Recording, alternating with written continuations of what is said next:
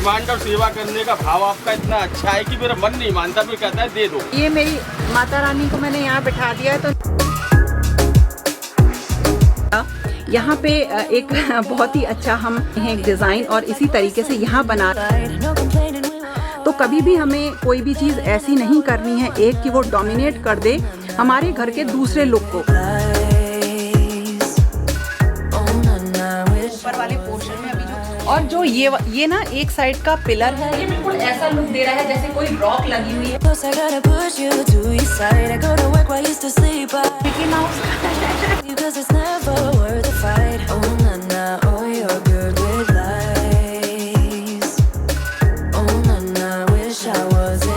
वापस आने के बाद ना इतने सारे काम इकट्ठे हो गए हैं और त्योहार भी आ रहे हैं, तो सारे कामों को इकट्ठा करके फिर मैं मार्केट जाके सारे एक साथ निपटाती हूँ।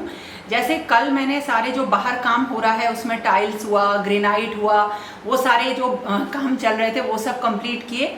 और आज मैं जा रही हूँ दुर्गे माता की जो प्रतिमा है मेरे पास उसको लेकर।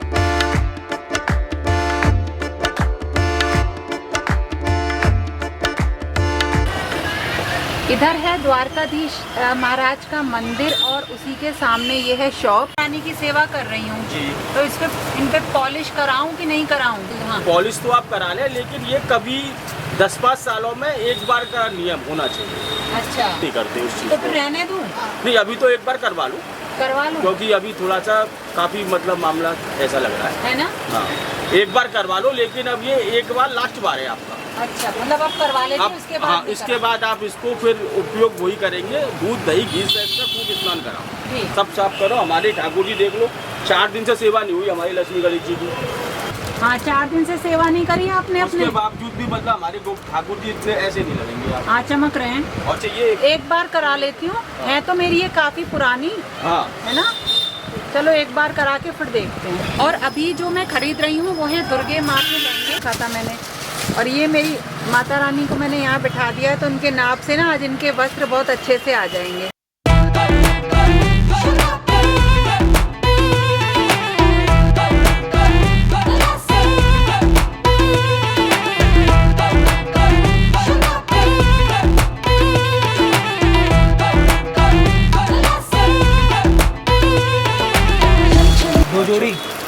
दो जोड़ी चाहिए कम से कम। जो पोशाक के अलावा दिख रहे हो उनमें तो पहनाओ 1 2 3 4। चलो दे दो, तुम 4 तो से ले लिए मैंने। अगर 4 लिए हैं तो 2 जोड़ी 4 ले लो, मगर एक से लोगी तो मैचिंग बन जाएगी ना सेट का। और एक सफेद भी दे दो। और मैंने माँ दुर्गा के लिए ना जो है सुहाग का सामान खरीद लिया है। एक्चुअली सुहाग का सामान 2 तरीके का होता है, एक तो वो जो हम माँ दुर्गा को अर्पित करते हैं और एक होता है वो जिससे हम उनका श्रृंगार करते हैं। तो अर्पण करने के लिए मैंने लिस्ट अभी आपको बताई, और अगर आप किसी शॉप से लोगे वो आपको बना के दे देते हैं। और जहाँ तक माँ दुर्गा के श्रृंगार की बात है तो मैं जो उनका लहंगा, चुनरी और बस यही कुछ नया खरीदती हूँ। बाकी अगर घर में रखा रहता है तो मैं उससे भी उनका श्रृंगार कर देती हूँ। दुकान पे आओ तो ऐसा लगता है सारा सामान ले लो। अब जो मैं आपको बता रही हूँ ये है बेसिकली वो लिस्ट जो कि नवरात्रों में आपको ज़रूरत पड़ेगी इस सामान की। तो इन सबको मैं आपको इसी तरीके से जो है लिख के दे रही हूँ, आप इसे नोट कर लीजिएगा। और लगभग मैं तो इतने ही सामान से पूजा करती हूँ, अगर कुछ इसमें छूट जाएगा तो ज़रूर आपको अपडेट दे दूँगी। कुछ सामान ऐसा होता है जो कि पहले ही मैं ला के रख लेती हूँ, और कुछ पूजा से जिस दिन नवरात्रि शुरू होंगे उससे एक दिन पहले मैं लेकर आती हूँ। और ये सारा सामान एक मैं बड़ी बास्केट बना लेती हूँ और उसी में रखती रहती हूँ, जिससे कि पूजा से पहले मेरी सारी तैयारी हो जाती है। मिकी माउस का ये बढ़िया है, मिकी माउस का। वैसे तो लहंगा लाल या पीले रंग का ही पहनाते हैं, लेकिन मैंने जो लहंगा लिया है वो लिया है ब्लू कलर का, और एक येलो कलर का भी लिया है। अब देखती हूँ मैं कौन सा वाला पहनाऊंगी। कलर को लेके मैं बहुत ज़्यादा वो नहीं रहती, सारे कलर भगवान ने ही बनाए हैं। हाँ, लेकिन देखो कौन सा मुझे अच्छा लगेगा वही माँ दुर्गा को मैं पहनाऊंगी। लास्ट तक वो आइटम निकलवा लेती हो जो हम नहीं देना चाहते आपको क्योंकि वो मतलब जो है कम होता है, मगर आपका वो ये रहती है डिमांड और सेवा करने का भाव आपका इतना अच्छा है कि मेरा मन नहीं मानता, फिर कहता है दे दो, दूसरे के लिए बनवा के दे देंगे। अच्छा, ये वाला भाव हो जाता है।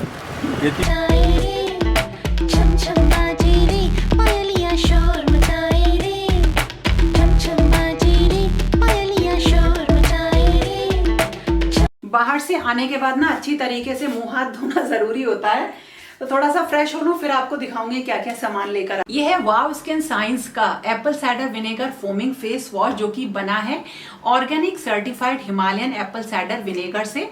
इसमें आता है एक सिलिकॉन ब्रश जो कि हेल्प करता है स्किन की डीप क्लींजिंग में, और इसके साथ साथ ये हेल्प करता है एक्सेस ऑयल, स्वेट और डर्ट को रिमूव करने में, और स्किन के नेचुरल पीएच बैलेंस को रिस्टोर करने में। यानी कि ये फेस वॉश स्किन को क्लीन करने के साथ साथ मॉइस्चर भी रिस्टोर करता है। और जो इसके मेन इंग्रेडिएंट्स हैं वो मैं आपको बताती हूँ। उसमें सबसे पहले है organic Apple cider vinegar. Skin का जो एक्सेस सीबम होता है उसे रिमूव करने में हेल्प करता है, नेचुरल पीएच बैलेंस को रिस्टोर करता है। प्रो विटामिन B5 है जो कि स्किन में डलनेस है या जो एक्ने के स्पॉट्स हैं उन्हें रिमूव करने में हेल्प करता है। और एलोवेरा एक्सट्रैक्ट है जो इरिटेटेड स्किन है उसको सूद और काम इफेक्ट देता है। हाइलुरोनिक एसिड रिटेन करता है हाइड्रेशन को, जिससे कि स्किन फर्म, सपल और मॉइस्चराइज रहती है। इसके रेगुलर यूज से आपको अपनी स्किन क्लियर, स्मूथ और इवन टोन्ड लगेगी। और ये एक वन स्टॉप क्लींजर है। ये हेल्प करता है आपकी स्किन से जो है डर्ट, पॉल्यूशन और मेकअप रेजिड्यूज को रिमूव करने में, जिससे मॉइस्चराइजर अच्छी तरीके से एब्जॉर्ब होता है। ये फेस वॉश स्किन की इम्प्योरिटीज को दूर करने के साथ साथ जो नेचुरल पीएच बैलेंस होता है उसको भी रिस्टोर करने में हेल्प करता है। ये रेडनेस को, ड्राइनेस को सूद करने में हेल्प करता है और एक्ने प्रोन स्किन को भी काफी काम जो है रखता है। इस फेस वॉश में 97.4% नेचुरल इंग्रेडिएंट्स हैं। और वाव स्किन साइंस एक इंडियन ब्रांड है जिसमें हार्श केमिकल्स नहीं है, जैसे कि पैराबेन्स हैं, सिलिकॉन्स हैं, सल्फेट्स हैं। और प्रोडक्ट में एक QR कोड दिया हुआ है और इस QR कोड को स्कैन करके आप इस प्रोडक्ट की ऑथेंटिसिटी को भी चेक कर सकते हो। आप मेरा कूपन कोड भूमि20 यूज कर सकते हो। इससे आपको मिलेगा 20% डिस्काउंट इनकी वेबसाइट पर, और इसका लिंक आपको डिस्क्रिप्शन बॉक्स में मिल जाएगा। गेट क्लीन स्किन, बी वाव नेचुरली। अब मैं आपको दे रही हूँ आउटडोर एरिया का एक क्विक अपडेट, जिसमें कि सबसे पहले मैं आपको बता दूं जो टाइल्स का काम है ये ऑलमोस्ट फिनिश हो चुका है। और जो फ्लोर पे टाइल्स लगी हुई हैं ये है कुछ वुडन पैटर्न की, और जो ये वुडन पैटर्न है ये कुछ 3D स्टाइल का है।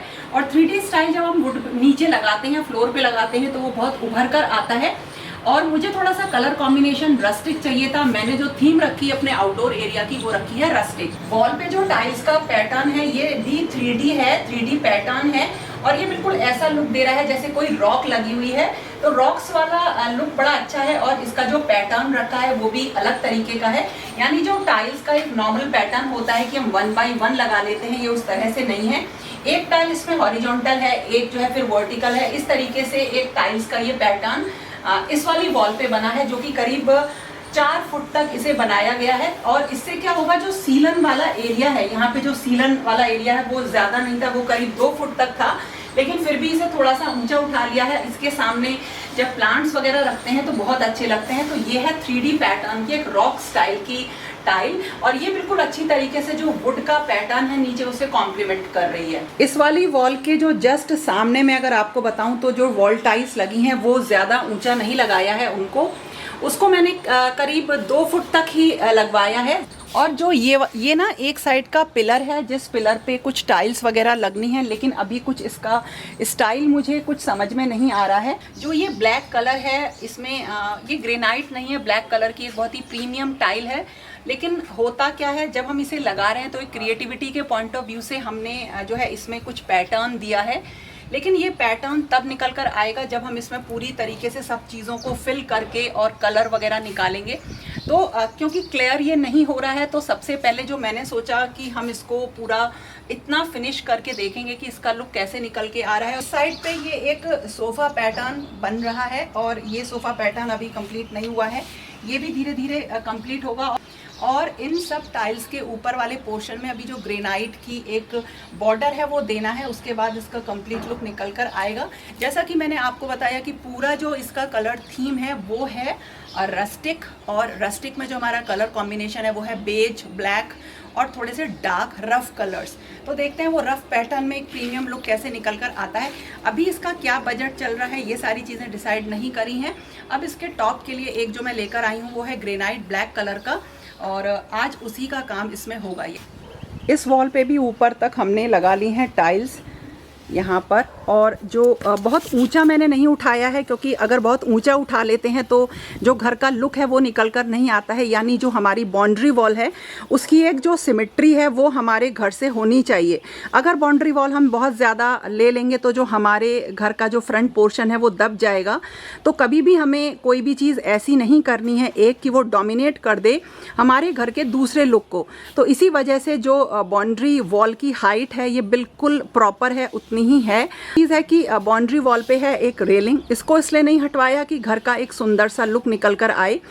एक्चुअली होता क्या है, जैसा कि मैंने आपको बताया, हम इसको अगर हाइट दे देंगे या हम इसको लगा देंगे, उससे क्या होगा, जो हमारे घर का लुक है वो बिल्कुल दब जाएगा और केवल यही वॉल डोमिनेट करेगी। जबकि मुझे इस वॉल को बिल्कुल भी डोमिनेट नहीं करवाना है, मतलब इस वॉल का कोई भी डोमिनेंस मुझे घर की एंट्रेंस पे नहीं रखना है। तो अब देखते हैं यहाँ पे ये वॉल कैसे निकल कर आती है। पार्शली इसको हम कवर करेंगे। किस तरह से कवर करेंगे, बहुत ही क्रिएटिव आइडिया है जो कि आप लोगों के साथ जल्दी ही शेयर करूंगी। तो ये हो गया टाइल का काम। और जो यहाँ काम चल रहा है ये भी मैं आपको बताऊंगी। थोड़ा सा हम यहाँ पे एक डिज़ाइन प्रिपेयर कर रहे हैं। अब ये डिज़ाइन कैसा निकल कर आएगा पता चलेगा। इसमें जो बॉर्डर दिया है वो दिया है ग्रेनाइट का। यहाँ पे एक बहुत ही अच्छा हम निकालने की कोशिश कर रहे हैं एक डिज़ाइन, और इसी तरीके से यहाँ बना रहे हैं एक हम। और स्टाइल जब थोड़ा सा आप लोगों के सामने आएगा तब आप लोग इस चीज़ को अच्छी तरीके से जान पाओगे, देख पाओगे। अभी फ़िलहाल ये ग्रेनाइट की कटिंग हो रखी है टॉप के लिए, जो कि हम टॉप पे लगाएंगे। यानी कि सारे जो टॉप हैं अभी वो बिल्कुल रॉ फॉर्म में हैं। कोई भी टॉप जो है अभी भी बिल्कुल भी फाइनली प्रिपेयर नहीं हुआ है।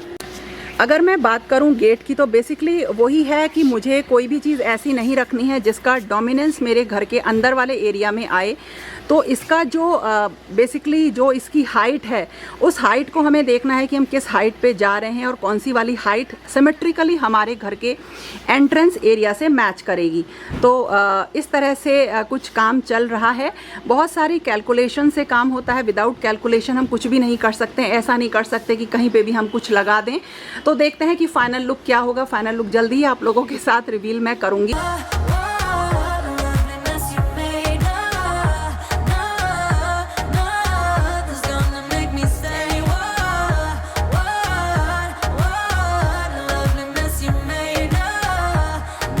अब जो टाइल्स को लेके कंफ्यूजन था उसके लिए क्या किया, मतलब जो वीपी भैया थे वो आए और हमने सारी टाइल्स बिछाकर देखी कैसी लगेंगी, और हमने एक अपना फाइनल डिसीजन ले लिया है। और मैंने डिसीजन जो है ना वीपी भैया के कहने पर ही लिया है, और ये है वो ब्लैक टाइल।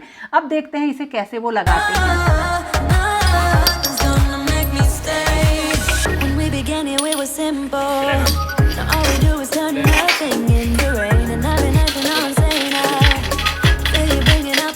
ये भी अच्छी लग रही है, सही कह रहे थे आप। कई बार हमें जो है किसी चीज़ का आइडिया नहीं रहता है, तो जो उस काम को करते हैं वो उसे ज़्यादा अच्छे से बता सकते हैं।